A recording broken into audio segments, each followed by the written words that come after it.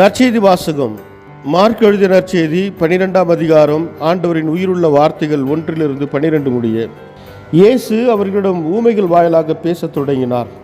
ஒருவர் ஒரு திராட்சை தோட்டம் போட்டு சுற்றிலும் வேலி அடைத்து பிழிவுக்குழி வெட்டி ஒரு காவல் மாடமும் கட்டினார். பிறகு தோட்ட தொழிலாளர்களிடம் அதை குத்தகைக்கு விட்டுவிட்டு நெடுப்பயணம் மேற்கொண்டார். பருவகாலம் வந்ததும் அந்த தோட்ட தொழிலாளரிடமிருந்து திராட்சை பழங்களை பெற்று வருமாறு ஒரு பணியாளரை அவர் அனுப்பினார்.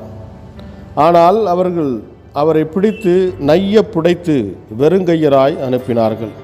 மீண்டும் அவர் வேறொரு பணியாளரை அவர்களிடம் அனுப்ப அவரையும் அவர்கள் தலையில் அடித்து அவமதித்தார்கள். அவர் மேலும் ஒருவரை அனுப்ப அவரையும் கொலை செய்தார்கள். அவர் வேறு பலரையும் அனுப்பினார். அவர்களுள் சிலரை நைய புடைத்தார்கள், சிலரை கொன்றார்கள். இன்னும் எஞ்சியிருப்பவர் ஒருவரே, அவர் அவருடைய அன்பு மகன்.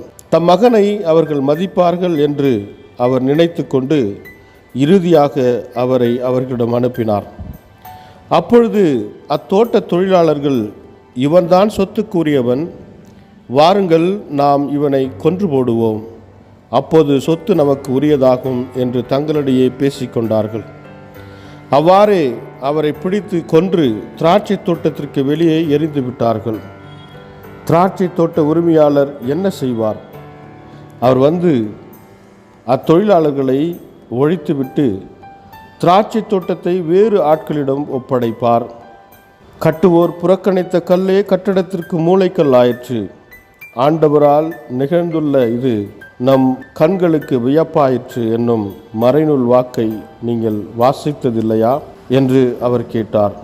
தங்களை குறித்தே அவர் இந்த ஊமையை சொன்னார் என்பதை அவர்கள் உணர்ந்து கொண்டு அவரை பிடிக்க வழி தேடினார்கள். ஆனால் மக்கள் கூட்டத்துக்கு அஞ்சினார்கள். ஆகவே அவரை விட்டு அகன்றார்கள்.